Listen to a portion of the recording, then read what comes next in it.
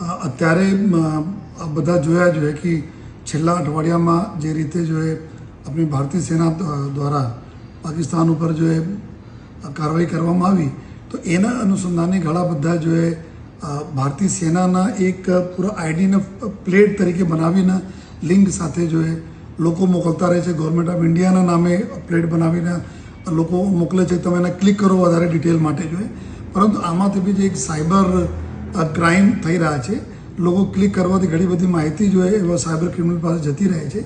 જેથી મારી રિક્વેસ્ટ છે કે આ પ્રકારના ક્યારે હોય તો ગવર્મેન્ટના અને ડિફેન્સના જો ઓફિશિયલ સાઇટ હોય છે એના ઉપર જઈને તમે જો બી ઇન્ફોર્મેશન જોઈતા હોય ચેક કરી શકો. ના કે તમારી મોબાઈલ ઉપર કોઈ અનનોન આમાંથી મેસેજ લિંક આવતા હોય, મેસેજ આવતા હોય અને તમે એના ક્લિક કરો તો ક્લિક કરવાથી આમાં નુકસાન થવાની પૂરેપૂરી સંભાવના છે કે તમારા ઘણા બધા ડેટા જતા રહે, તમારા પૈસા જતા રહે.